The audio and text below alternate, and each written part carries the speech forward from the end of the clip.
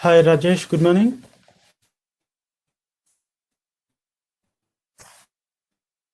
Well, thanks for joining me this morning.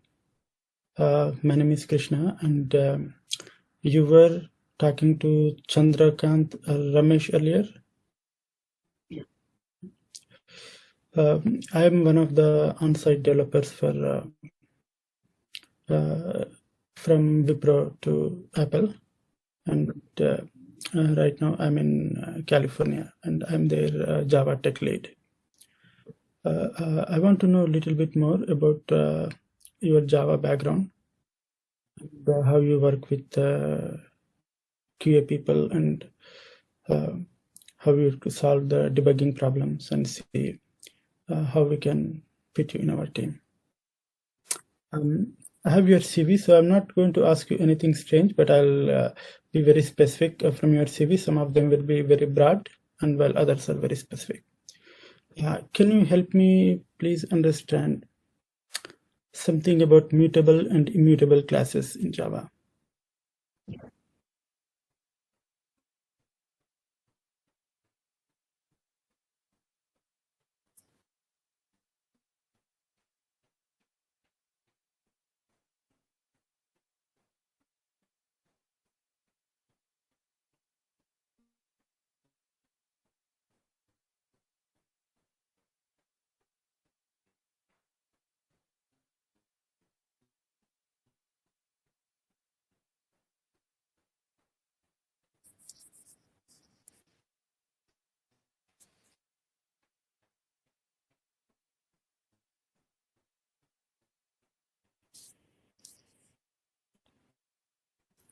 So let's revolve around that area a little bit more from different perspectives. How would you, if you had to write an immutable class in Java, how would you write an immutable class?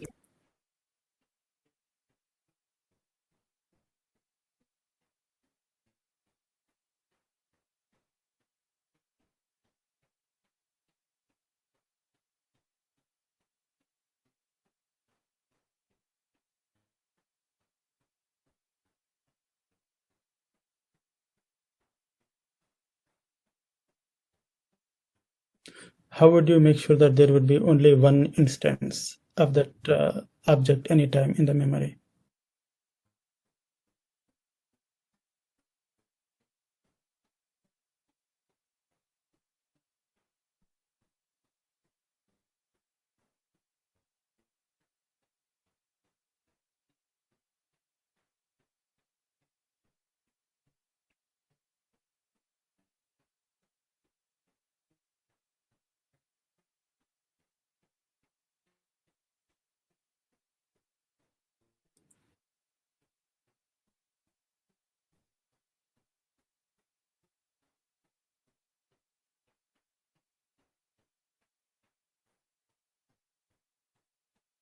Earlier, you were talking something about the string pool. Can you give me some idea about strong references and weak references?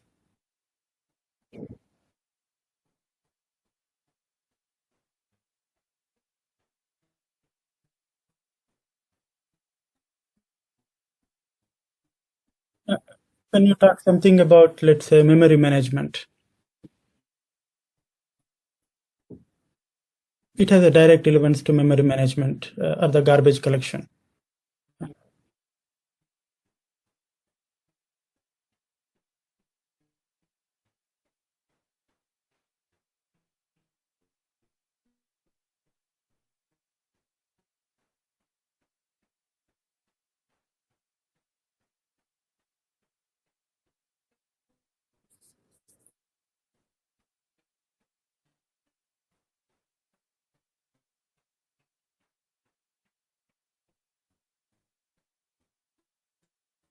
What are some of the object types we would define as weak references?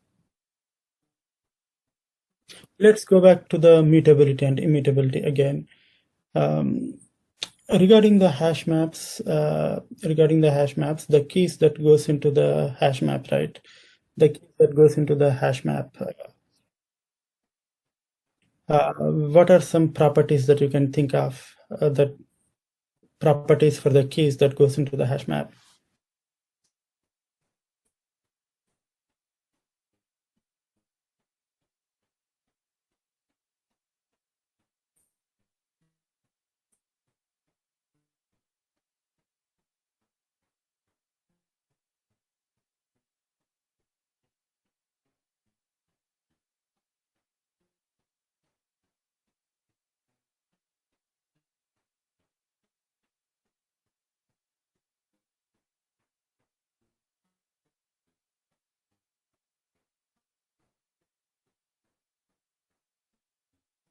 And going back to the REST work that you have done, Rajesh, um, how did you test the REST API of the REST API that you have developed?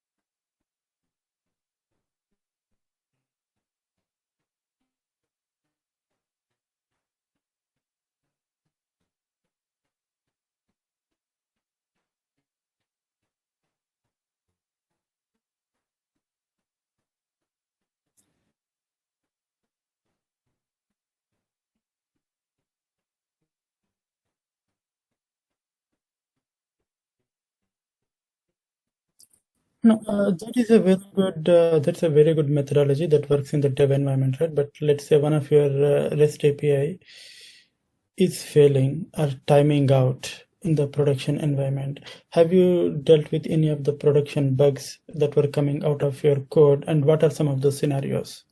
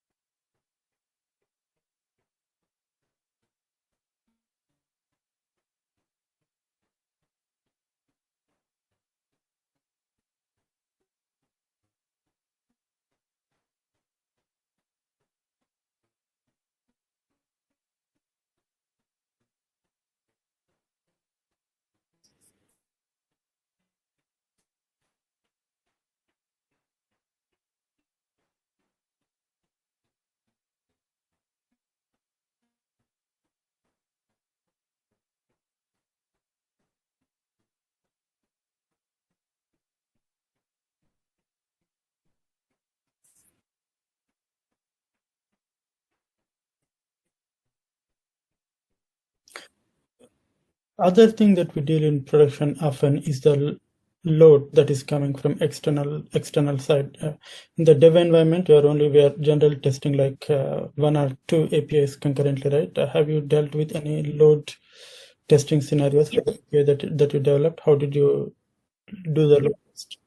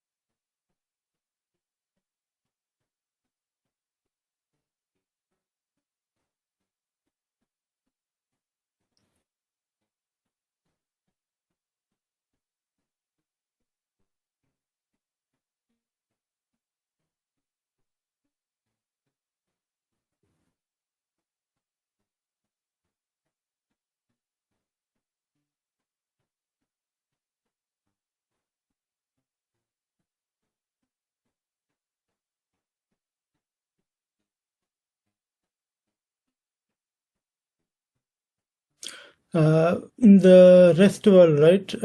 How do you define or differentiate between put, post, and get?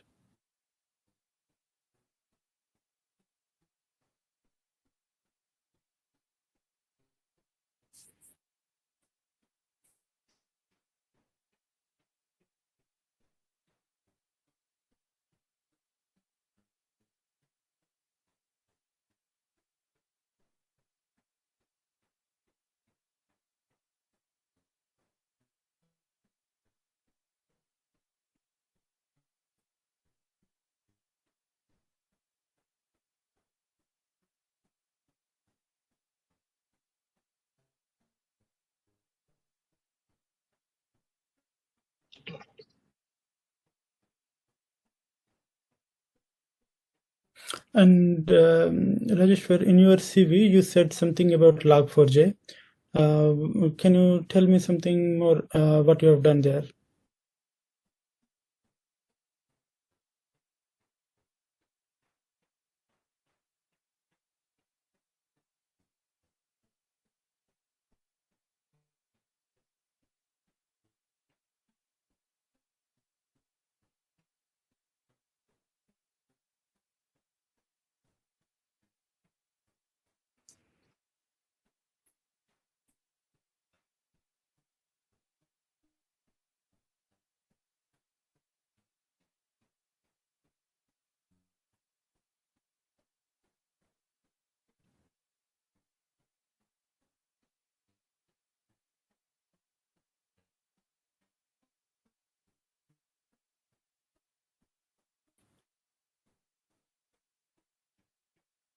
I think I was trying to see if you have used Lambach annotation or SL4j annotation.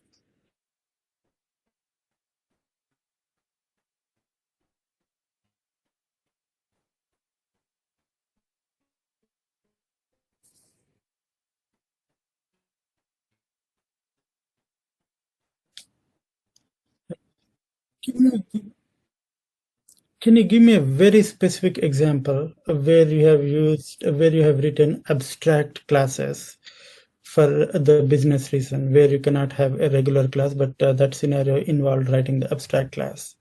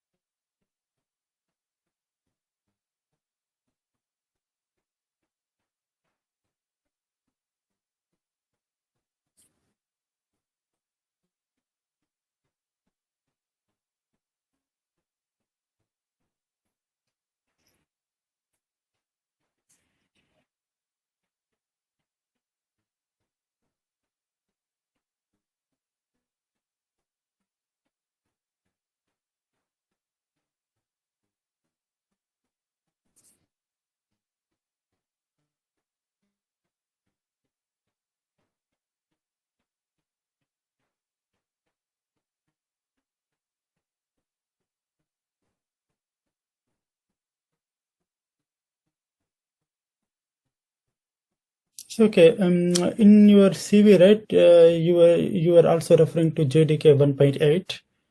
What are the things that you really liked in 1.8?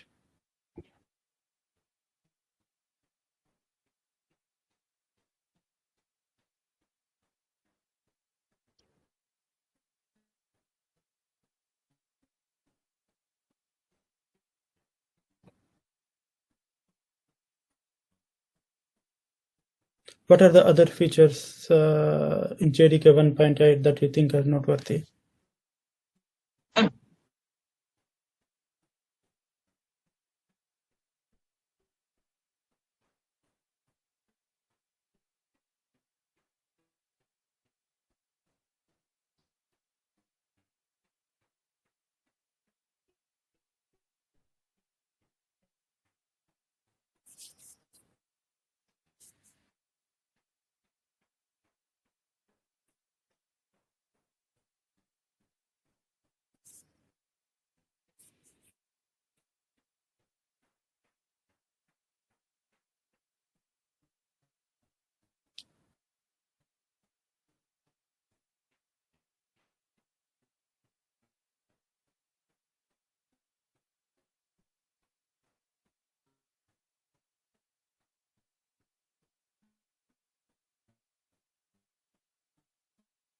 Okay.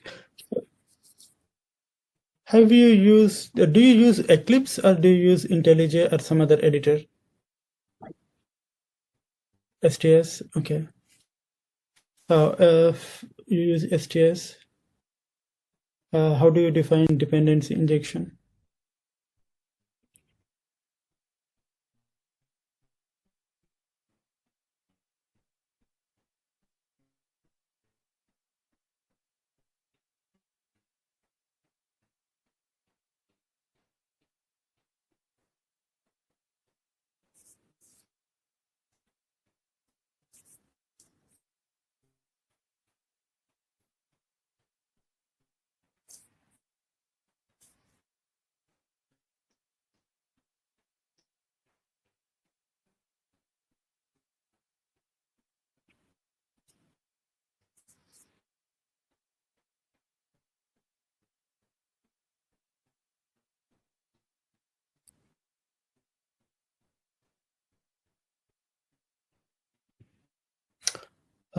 Can you tell me some of the Git commands that you have used?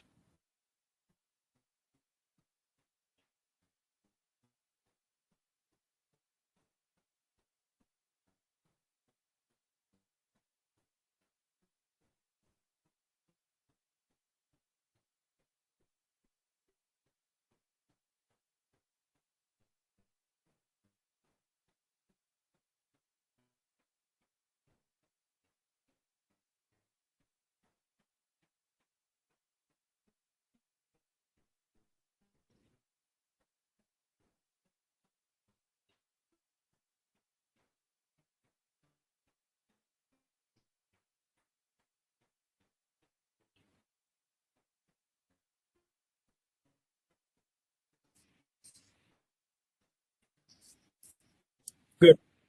I got an idea. Good, thank you. Um, about the PALM files, we use extensively, right? Have you worked with multi-module Maven files?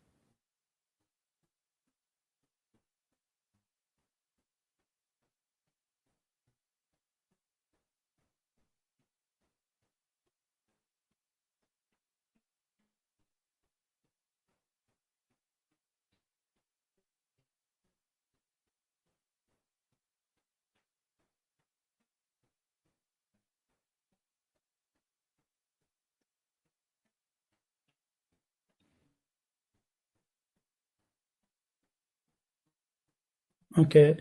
Have you worked with Docker? Docker?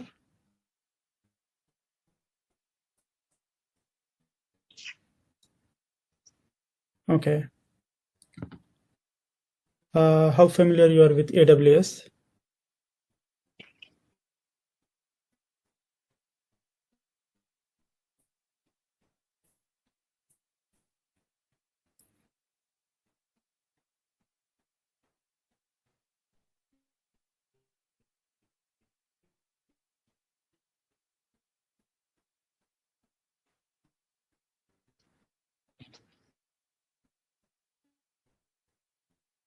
I think I meant to ask you, have you started any services within the cloud? Whether it is an EC2 service or creating a new bucket or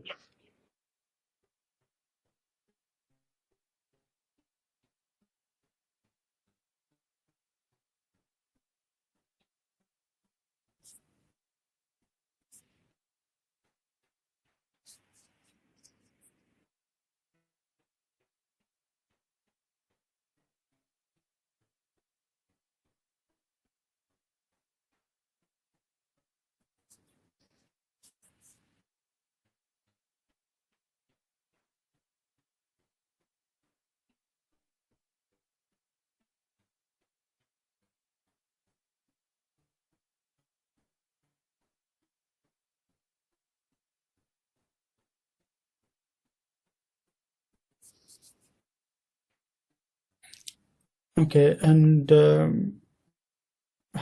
going back to the core Java, right? Help me understand the difference between uh, terminology like deadlocks and mutual exclusion.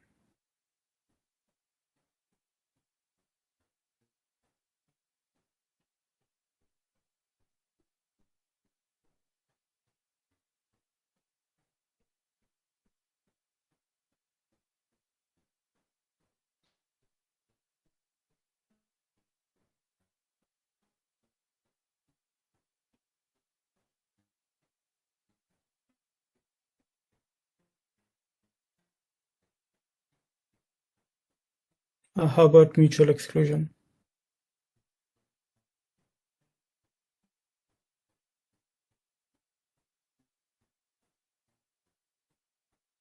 That's okay. That's okay. I think we have another 6 or 7 minutes left. What do you want to know about the team organization? Or my,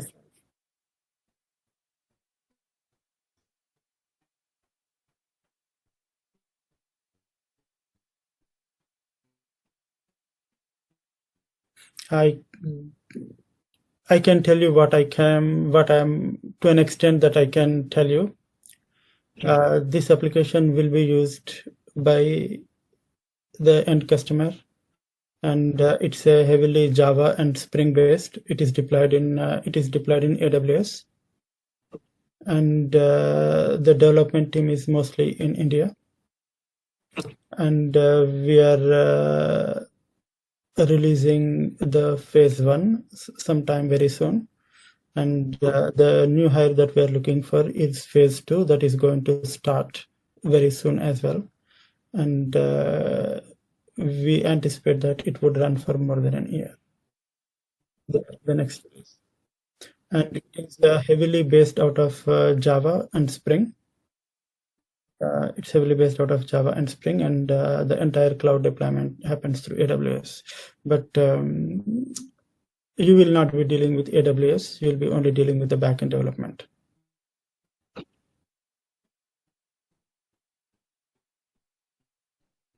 Uh,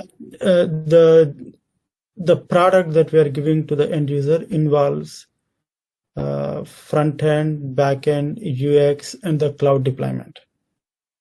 Okay, but the role that you are interviewing, I believe, I may be wrong, but I was told that the role that you are interviewing is only for the back end. Yeah, it's only for the back end. And what is your current job situation?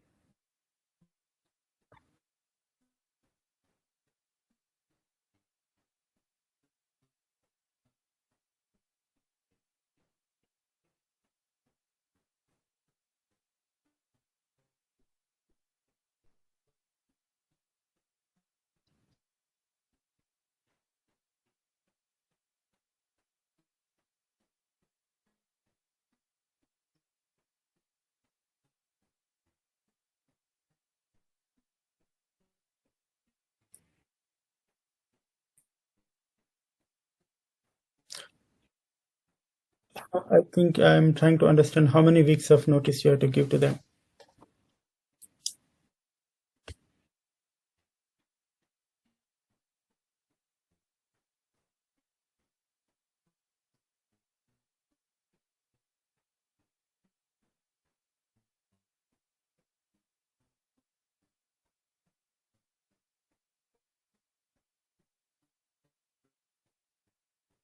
how soon you can leave early, and what is that flexibility?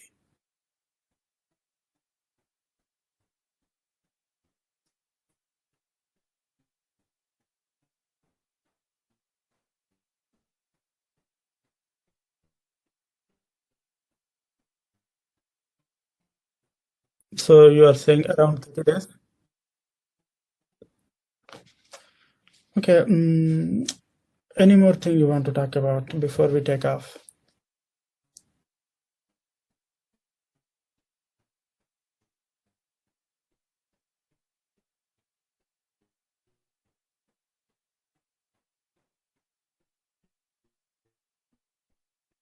It is a it's a completely microservices driven environment, and it's based out of JDK 11, and we use Docker, and we deploy it in AWS, and there is a basically we are trying to work with one of the existing systems.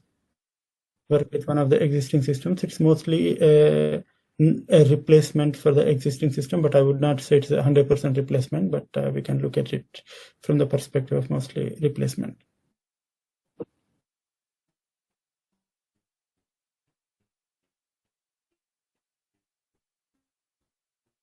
I think probably somebody else can answer that question better than me, but I can tell you that this team deals with multiple Apple projects, and I think I have a very good idea on which project this job is going to be interviewed for, and that was how I was able to confidently say that tech stack.